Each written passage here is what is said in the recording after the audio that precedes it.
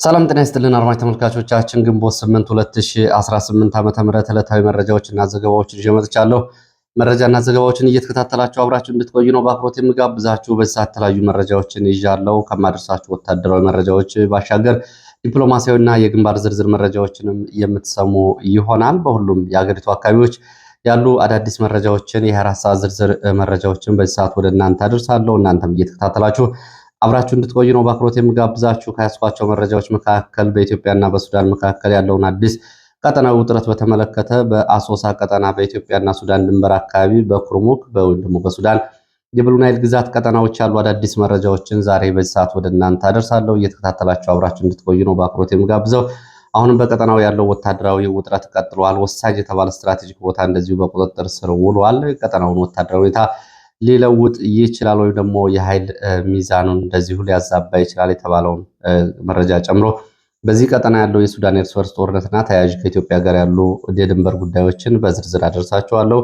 ወደ ኤርትራና ኢትዮጵያን በተመለከተ እንደዚሁ የፐብሊክ ዲፕሎማሲ ወደ አስመራ ሊሄድ እንደሆነ ትላንትና መረጃ አድርሻችሁ ነበር። አዲስ አበባ በኢትዮጵያ ኦርቶዶክስ ተዋሕዶ ቤተክርስቲያን አካባቢ ያሉ የመረጃ ምንጮች እንደገለጹት ወደ አስመራ የሚሄድ የፐብሊክ ዲፕሎማሲ የሚሆኑ 3 ሰዎችን ወክላችሁ ላኩ በሚል ለቤተ ክርስቲያኗ ጥያቄ እንደቀረበና ይሄንን የማደራጀት ስራ እየሰራ እንደሆነና ፐብሊክ ዲፕሎማሲ ተብሎ የሚጠራው ቡድን ወደ ተለያዩ ሀገራት ጉዞ እንደሚያደርግ የመጀመሪያ ጉዞ ወደ አስመራ እንደሚሆን የመረጃ ምንጮችን ዋቢ በማድረግ አድርሻችኋለሁ። ዛሬ ደግሞ የኤርትራው የማስታወቂያ ሚኒስትር ቃል አቀባይ የተናገሩት አለ። ከዚህ ጋር በተያያዘ እነዚህን መረጃዎች ኢትዮጵያና ኤርትራን ከተመለከቱ ዲፕሎማሲያዊ መረጃዎች መካከል በግንባር መረጃዎች ወደ ራያ ቆቦ፣ ሰሜን ወሎ እንዲሁም ደግሞ ምዕራብ ጎጃም የተለያዩ አካባቢዎች ያሉ መረጃዎችን አደርሳችኋለሁ።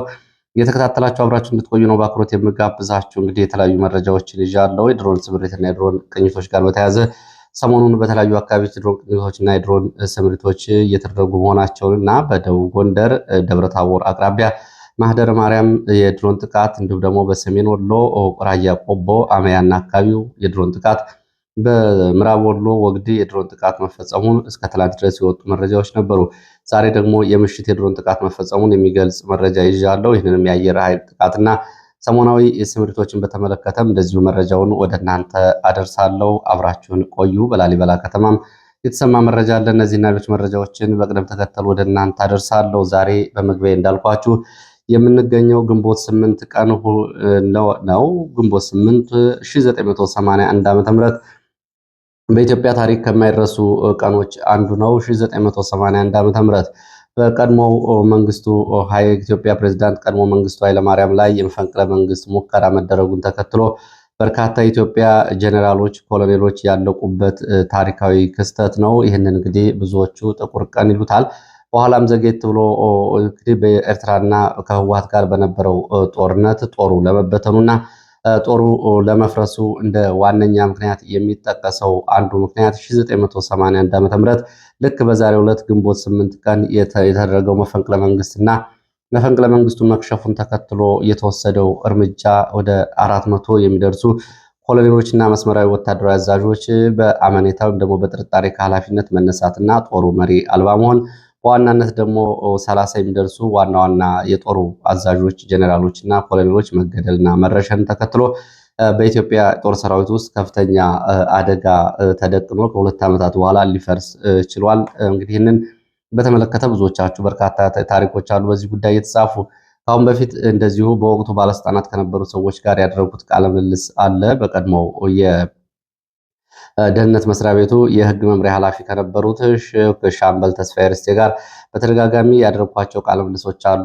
ልትከታተሏቸው ትችላላችሁ። ስለዚህ ቀንና ቀደም ብሎ መፈንቅለ መንግስት ለማድረግ በአዋሽ እንዲሁም ደግሞ በተለያዩ አካባቢዎች ጀነራሎቹ ያደርጓቸው የነበሩ ሚስጥራዊ ስብሰባዎችና የከሸፈው ወታደራዊ መፈንቅለ መንግስት ያመጣውን ጣጣ በተመለከተ ብዙ ጉዳዮች አሉ። ብዙ ተጽፈዋል። እንግዲህ ከነዚህ መካከል መፈንቅለ መንግስቱ ሲከሽፍ ኢትዮጵያ ያሏት የቁርጥ ቀን ልጆች እንዲያልቁ ተደርገዋል። 30 ጀነራሎች እና ኮሎኔሎች ሲረሸኑ ከ400 በላይ ኮሎኔሎች እንደዚሁ መስመራዊ መኮንኖች ከኃላፊነት ተባረዋል። ከዚያ በኋላ ሰራዊቱን በተቀናጀ መንገድ የሚመራው ስለጠፋ ግዙፉ የአፍሪካ ጦር እየተባለ የሚጠራው የቀድሞው ጦር ከ2 ዓመት በኋላ ሊበተን ወይም ደግሞ ሊሸነፍ ችሏል።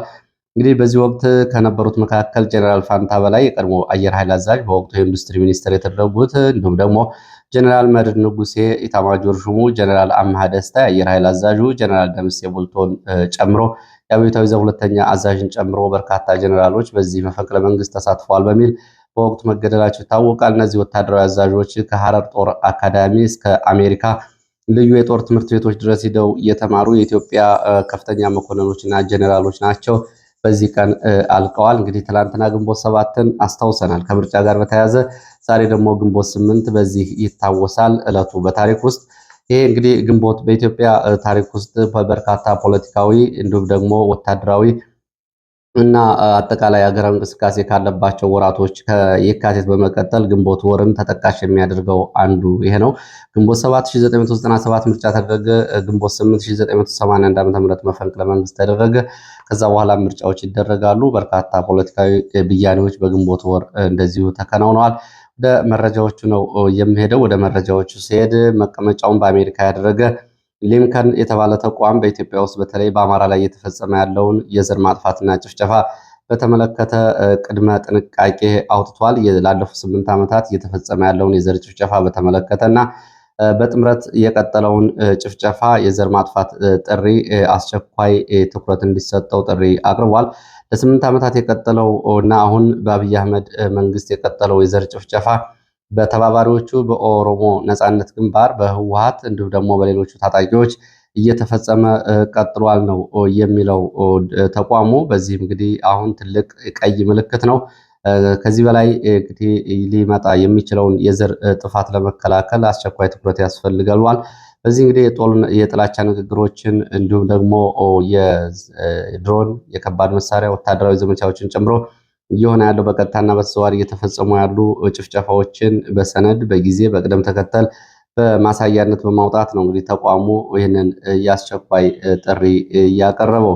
ወደ አዲስ አበባ የሚወስደን መረጃ አስከትላለሁ። በአዲስ አበባ የአውሮፓ ሀገራት ኤምባሲዎች ለዜጎቻቸው የእንቅስቃሴና የጉዞ ማስጠንቀቂያ እና ምክረ ሀሳብ መስጠታቸውን የመረጃ ምንጮች ገልጸዋል። የኖርዌይ ኤምባሲ የሆላንድ ኤምባሲን ጨምሮ በአዲስ አበባ የሚገኙ ኤምባሲዎች በምርጫ ጋር በተያያዘ በአዲስ አበባ ለሚኖር ተቃውሞና ግርግር ዜጎቻቸውን ማስጠንቀቂያ መስጠታቸውን የኤምባሲ የመረጃ ምንጮች ገልጸዋል። በቤትና እንዲሁም ደግሞ በከተማ ውስጥ በሚኖራቸው እንቅስቃሴ ማድረግ ያለባቸውን ጉዳዮች ጥንቃቄ ምክረ ሀሳብ ሰጥተዋል። ምግብና መድኃኒቶችን ይዘው እንዲገቡ፣ ለቀናት በቤታቸው ውስጥ እንዲቆዩ የሚል ኤምባሲዎቹ ለዜጎቻቸው ማስጠንቀቂያ ሰጥተዋል። እንግዲህ ምንም እንኳ አሁን ባለው ሁኔታ በአዲስ አበባ ውጭም የአሜሪካ ባለፈው የውጭ ጉዳይ መስሪያ ቤት ለዜጎቹ የጉዞ ማስጠንቀቂያ መስጠቱ ይታወቃል። እንግዲህ ያለው ሁኔታ ተከትሎ ኤምባሲዎች እንደዚህ አይነት የማንቂያ ጥሪዎችን እያደረጉ ማስጠንቀቂያዎችን እየሰጡ ነው የሚገኙት። ምክክር ኮሚሽኑ ጋር በተያያዘ ትናንትና እንግዲህ አብይ አህመድ በምክክር ኮሚሽኑ በመገኘት በኢትዮጵያ ውስጥ የመሪዎችን ስልጣን ስለመገደብ እንደዚሁ ያነሳው ጉዳይ መነጋገሪያ ሆኗል። በብዙ የአፍሪካ ሀገራት የህገ መንግስት የሚሻሻለው የመሪዎቹን የስልጣን እድሜ ለማራዘም ነው። በኢትዮጵያ ውስጥ ግን የህገ መንግስቱ ላይ ፓርቲው እስከተመረጠ ድረስ የጠቅላይ ሚኒስትርን ስልጣን ለመገደብ አልተሞከረም። ይህንን ማድረግ አለብን በሚል እንግዲህ አነጋጋሪ ሆኗል። ይህን ጉዳይ በተመለከተ ብዙዎቹ ስልጣን ለመልቀቅ እፈልጋለሁ የሚል አስተያየት አድርገው ወስደዋል። ግን ከዚህ ጋር የመገናኘት እድል የለውም። አብይ አህመድ ለስልጣን ካለው ፍላጎት የተነሳ የትኛውን ነገር እያደረገ በስልጣን ላይ መቀጠል ነው። ይህ እንግዲህ ምናልባት ለንግግር ያክል ብቻ እየተደረገ ሊሆን ይችላል። ለማንኛውም ወደፊት አብረን የምናየው ነው የሚሆነው። ከዚህ ጋር በተያያዘ ምክክር ኮሚሽን የሚባለውም 93% በሚሆኑት የሀገሪቱ አካባቢዎች የተሳካ አጀንዳ የማሰባሰብ ስራ ሰርቻለሁ ማለቱም አነጋጋሪ ሆኗል። እንግዲህ አድማጭ ተመልካቾች እንደምታስታውሱት በአማራ ክልል ባህር ዳር ከተማ ተሳታፊዎች በሚል ከተለያዩ አካባቢዎች የብልጽግና የወጣት ሊግ፣ የሴት ሊግ እንዲሁም ደግሞ ደጋፊ ማህበራቶች እንዲሁም ደግሞ አዲስ አበባን በተመሳሳይ በኦሮሚያ ክልልም እንደዚሁ በዚህ መንገድ ነው የአጀንዳ ማሰባሰብና ተሳታፊዎች የተባለው። አሁን በሪፖርቱ ወደ 1200 በላይ ወረዳዎች እንዲሁም ደግሞ ከሀገሪቱ 93% በሚሆኑት አካባቢዎች አጀንዳ አሰባስቤያለሁ እያለ ነው የሚገኘው። ከነዚህ መካከል አሁን ወደ ጦርነት ጫፍ የደረሰው የትግራይ ጉዳይ እንግዲህ በዚህ አልተካተተም። ምክክር ኮሚሽኑ በትግራይ ውስጥ ሄዶ አጀንዳ አላሰባሰበም። አሁን በትግራይ ያለው ወታደራዊ እና ውስጣዊ የስልጣን ሽኩቻ፣ ፖለቲካዊ ቀውስና ተያያዥ ውጥረት ይታወቃል። ይሄ በተዘነጋ ባልተካተተበት ሁኔታ ነው እንግዲህ አጀንዳ አሰባስቤያለሁ እያለ የሚገኘው። በጣም አስፈሪና አስጊው ነገር ይሄ የምክክር ኮሚሽኑ በኢትዮጵያ ውስጥ እውነተኛ እርቅ እንዲመጣ የሚደረገውን ሂደት ሊያከሽፈው ይችላል የሚለው ነው። ይህንን እያደረገ እንደሆነ ነው የሚታየው። በብዙ አካባቢዎች በትጥቅ የሚንቀሳቀሱ ኃይሎች ባሉበት ሁኔታ፣ ብዙ አካባቢዎች እንደዚሁ እንደ ትግራይና አንዳንድ አካባቢዎች ከፌዴራል መንግስቱ ውጭ ባሉበት ሁኔታ አሁን በኢትዮጵያ ውስጥ ምክክር ኮሚሽን ተደረገ የሚባለው የትና እንዴት ነው የሚለው እንግዲህ የብልጽግናን የገጽታ ለመገንባት ካልሆነ የሚመጣ መሰረታዊ ለውጥ የለም። ከአሁን በፊት እንደ ካምቦዲያ፣ ደቡብ አፍሪካ በመሳሰሉ እንደ ሩዋንዳ በመሳሰሉ ሀገራት የመጣው ምክክር ኮሚሽን በኢትዮጵያ ውስጥ እንዲከሽፍ እያደረገ ያለ ምክክር ኮሚሽን ነው። ወደ መረጃዎቹ ቀጥላለሁ። ወደ ምዕራብ ኢትዮጵያ የሚወስደን መረጃ አስከትላለሁ። በምዕራብ ኢትዮጵያ በሱዳንና በኢትዮጵያ አዋሳኝ አካባቢዎች ባሉት አካባቢዎች ያሉ የ24 ሰዓት ዋና ዋና መረጃዎችን ላድርሳችሁ።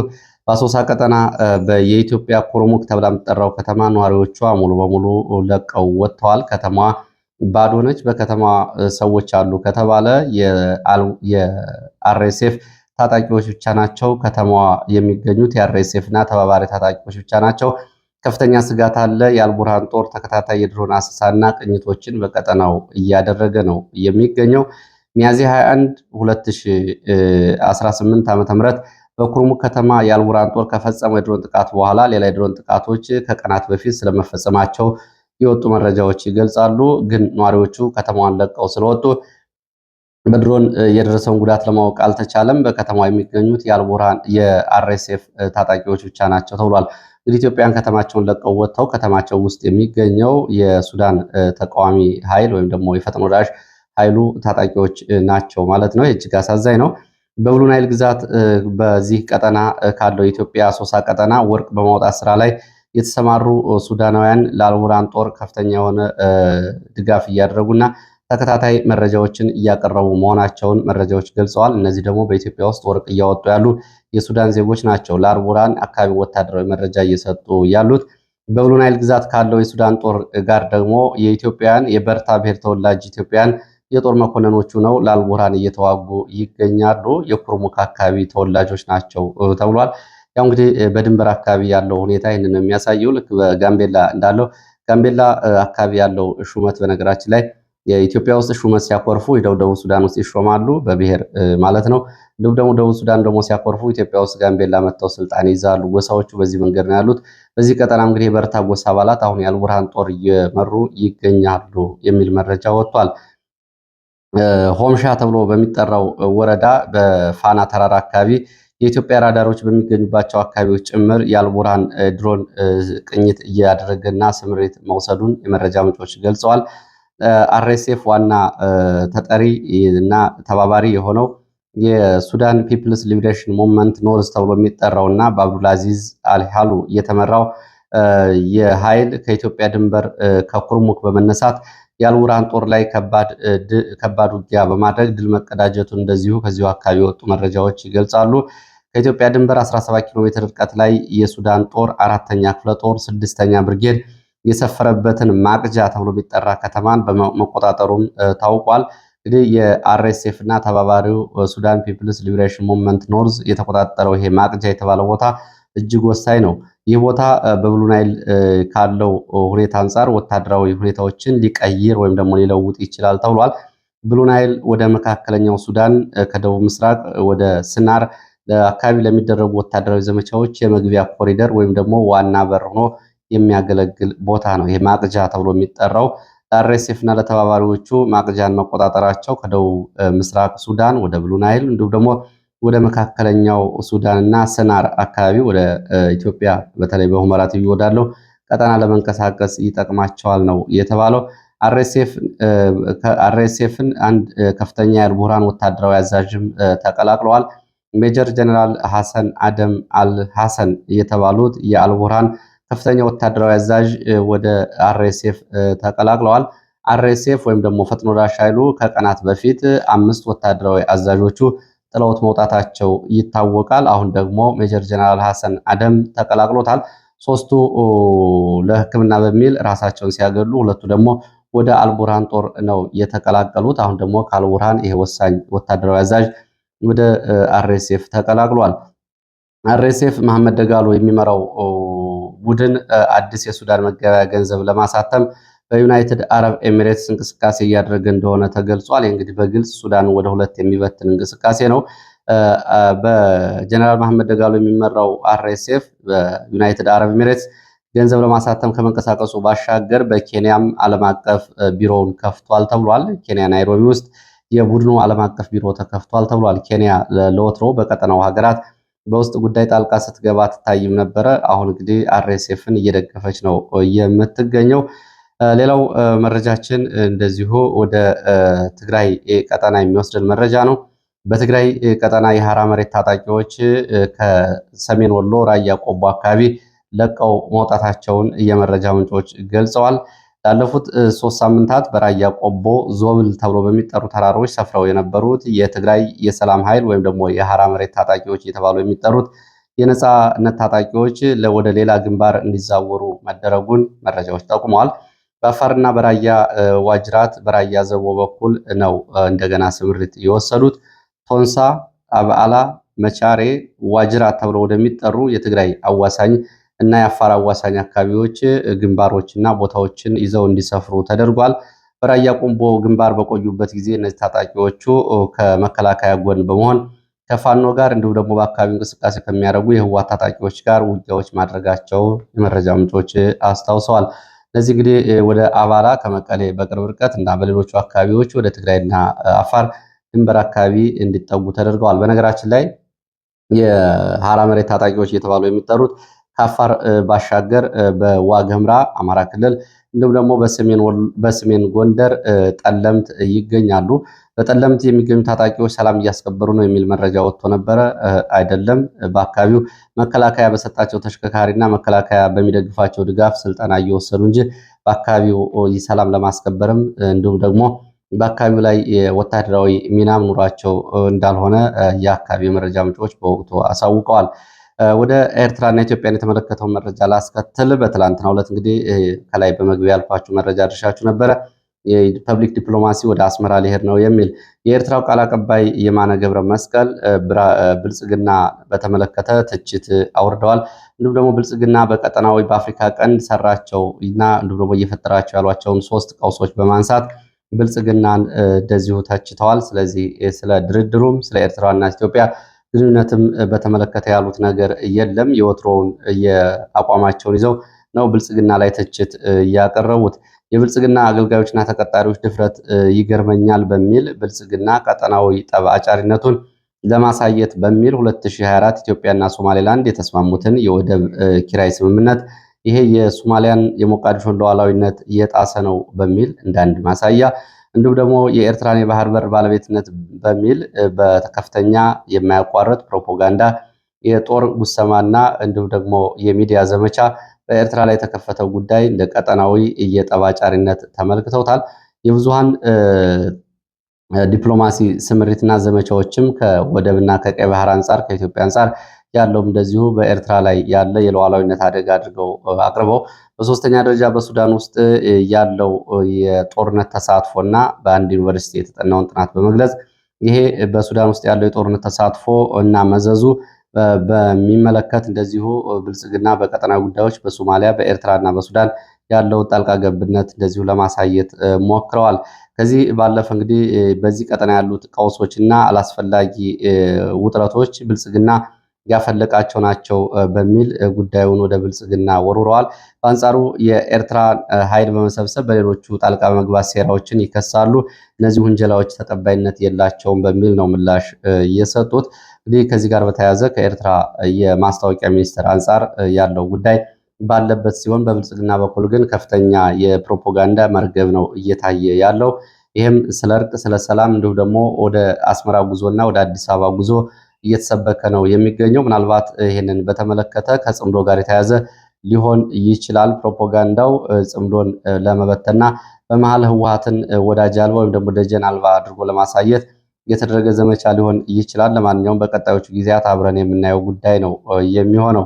ወደ ሌላው መረጃችን ስንሄድ ወደ ምዕራብ ጎጃም የሚወስደን መረጃን ማስከትለው በምዕራብ ጎጃም ሰከላ ወረዳ ለምርጫ ቅስቀሳ እጀባ ላይ በነበሩ ወታደሮች ላይ ድንገተኛ ጥቃት ተፈጽሟል። ፋኖ በከፈተው ድንገተኛ ጥቃት የሻምበል አዛዥን ጨምሮ ጉዳት ደርሷል። አጉት ተብሎ በሚጠራ ቦታ የአካባቢው ባለስልጣናት ምርጫ ቅስቀሳ ሲያደርጉ አጅበው ሲንቀሳቀሱ የነበሩ ወታደሮች ላይ ፋኖ ፈጸመው ድንገተኛ ጥቃት ነው ጉዳት የደረሰው። በቁጥር ያልታወቀ ጉዳት ደርሷል ያሉት የመረጃ ምንጮች ይህንን ተከትሎ ለግማሽ ሰዓት የቆየ ተኩስ ነበረ። ተኩሱ ደግሞ አጸፋ ምላሽ ሲሰጥ የነበረው የወታደሮች ወደ ቤተክርስቲያን በመግባት ቤተክርስቲያንን በመጠለል ነው የአጸፋ ምላሽ ሲሰጡ የነበረው። እንደ ሽፋን የተጠቀሙት በዚህ ውጊያ መገናኛ ሬዲዮን ጨምሮ ተተኳሽ በፋኖች ገብቷል። በወቅቱ የነበረው የምርጫ ቅስቀሳ ተቋርጧል በድንገተኛ ጥቃቱ ምክንያት ሲሉ ነው የገለጹት። ሌላው መረጃ እንደዚሁ ከጦርነቱ ጋር በተያያዘ ከወጡ መረጃዎች መካከል ነው። በአማራ ክልል እና በትግራይ ክልል አካባቢዎች በተለይ ከፍተኛ የሆነ የጥሬ ገንዘብ እጥረት ተከስቷል። በራያ ቆቦ ወረዳ በቆቦ ከተማ የሚገኙ ባንኮች የጥሬ ገንዘብ የለንም በሚል ደንበኞቻቸውን እየመለሱ እንደሆነ ደንበኞቻቸው ገልጸዋል። ከዚህ ባሻገር እንደዚሁ በሌሎች አካባቢዎች በተለይ በሰሜን ጎንደር ጠለምትና አካባቢው ወደ ትግራይ አካባቢ ጥሬ ገንዘብ ለማንቀሳቀስ ገንዘብ በሞባይል መኒ ሽያጭ እየተደረገ ነው ያሉት። ገንዘብ በሞባይል የሚያስተላልፉ ሰዎች ካሉ 20% ጨምረው እንዲከፍሉ ይደረጋል። ይህንን በማሳያነት ሲያቀርቡ ለምሳሌ 80 ሺህ ብር መክፈል የነበረበት ሰው ካለ በሞባይል ከሆነ ገንዘቡን የሚያስተላልፈው 100 ሺህ ብር አድርጎ እንዲከፍል ይደረጋል። እስከ 20% እና ከዛ በላይ ጭማሪ እየተደረገ ነው የሚገኘው። ይሄ ደግሞ እንግዲህ በጥሬ ገንዘብ እጥረቱን ምክንያት በማድረግ ነው ይሄ እየሆነ ያለው። በጥሬ ገንዘብ ለመገበያየት የሚፈልጉ ሰዎች በሞባይል መኒ የሚያስተላልፉ ካሉ የዋጋ ጭማሪ ያደርጋሉ። ወደ ላሊበላ ከተማ የሚወስደን መረጃ ላስከትል። በላሊበላ ከተማ በአንድ ግሮሰሪ ውስጥ የቦምብ ፍንዳታ ደርሷል። በደረሰው የቦምብ ፍንዳታ እንደዚሁ የደረሰው ጉዳት አልታወቀም ተብሏል። በላሊበላ ከተማ ደብረ ዘይት ቀበሌ ሚሊሻዎች እና ወታደሮች ያዘወትሩበታል በተባለ ግሮሰሪ ውስጥ የተጠመደ ፈንጅ ነው የፈነዳው። ምሽት 1 ሰዓት ተኩል ገደማ የፈነዳው ፈንጅ በሰዎች ላይ ስላደረሰው ጉዳት እስካሁን እየታወቀና የወጣ መረጃ የለም ያሉት የመረጃ ምንጮች ይህንን በተመለከተ እንግዲህ በተጨማሪ መረጃዎች ካሉ የማጋራ ይሆናል። እዚሁ ሰሜን ወሎ ወደ ጉባ ላፍቶ የሚወስደን መረጃ ላስከትል። ሰሜን ወሎ ወልዲያ አቅራቢያ ጉባ ላፍቶ ወረዳ በቅሎ ማነቂያ ተብሎ በሚጠራ ቦታ በተለይ ላኬ ገበያ ተብሎ በሚጠራ አካባቢ በሌሊት ወደ ቦታው ከተንቀሳቀሱ እግረኛ ወታደሮች አድማ ብተና ሚሊሻ ጋር ውጊያ ተደርጓል። ከ2 ዓመት በኋላ አካባቢውን ለመቆጣጠር በሌሊትና ፋኖ ቀጠና ውስጥ ለመክበብ የተንቀሳቀሰ ኃይል ጋር ነው ውጊያ የተደረገው። በውጊያው የደረሰው ጉዳት አልታወቀም። ወደ ላኪ ገበያ እንደዚሁ የእግረኛ ሰራዊት ስለመግባቱ የመረጃ ምንጮች ገልጸዋል። ወደ ራያ ቆቦ እዚሁ ሰሜን ወሎ ስንሄድ ራያ ቆቦ አማይ አካባቢ ትላንትና በተፈጸመ የከባድ መሳሪያ ድብደባ አንድ የቤተሰብ አባላት አልቀዋል ተብሏል። በዚህ አካባቢ በቀጠለው ውጊያ በሲቪሊያን ላይ ጉዳት ደርሷል። አንድ መኖሪያ ቤት ላይ የመድፍ አርፎ ሙሉ በሙሉ የቤተሰብ አባላት አልቀዋል። እንዲሁም ደግሞ ንብረት ወድሟል። ከጮቢበር በተተኮሰው የመከላከያ መድፍ ነው የቤተሰብ አባላቱ ያለቁት፣ ንብረትና ሀብትም እየወደመው ብለዋል የመረጃ ምንጮች። በተመሳሳይ ገርደዩ ተብሎ በሚጠራ ቦታ ትላንትና የድሮን ጥቃት ተፈጽሟል። ዋልካ መንደር ተብሎ በሚጠራ አካባቢ እንደዚሁ በሞርተር የንብረትና በሲቪሊያን ላይ የአካል ጉዳት ደርሷል። ዛሬ በአካባቢው ያለው ውጊያ ቆም ያለ ቢሆንም አሁንም ባይባዋ፣ አማያ፣ ኩቢ፣ ቀረንሳ፣ ቢጭሮ ቀጠናዎች የእግረኛ ሰራዊት ስምሪት እየተደረገ ሲሆን ከዋጃ ወደ ማዶ ከተማ ደግሞ እና ወደ አማያ አቅጣጫ ደግሞ ለሁለተኛ ቀን የዘለቀ የህወሓት ታጣቂዎች ስምሪትና እንቅስቃሴ መኖሩን የዓይን እማኞች ገልጸዋል። ሌላው የመጨረሻ መረጃችን ወደ ሸዋ የሚወስደን ነው። ሸዋ ትላንትና መሻሹን በተፈጸመ የድሮን ጥቃት በንብረት ላይ ጉዳት ደርሷል። በሸዋ በሞጃና ወደራ ወረዳ ጋውና ተብሎ በሚጠራ ቀበሌ በግለሰብ መኖሪያ ቤት ላይ ከምሽቱ 3 ሰዓት ተኩል ላይ የድሮን ጥቃት ተፈጽሟል። በተፈጸመው የድሮን ጥቃት መኖሪያ ቤቱ ወድሟል፣ ንብረትም ወድሟል። በሰዎች ላይ የደረሰ ጉዳት የለም ነው እየተባለው። ይህ እንግዲህ ምሽት የተፈጸመ የድሮን ጥቃት ነው። ከዚህ ጋር በተያያዘ ሰሞኑን ያለው የድሮን ስምሪቶችን በተመለከተ እንግዲህ በሌሊትም ጥቃት የሚፈጽሙ ድሮኖች እየተንቀሳቀሱ መሆኑን ይሄ የሚያሳይ ነው። ለሰዓት የሰበሰብኳቸው መረጃዎች እነዚህ ናቸው። ስለተከታተላችሁ በእጅጉ አመሰግናለሁ። በሌላ ተመሳሳይ መርሃ ግብር እስከምንገናኝ ድረስ መልካም ጊዜ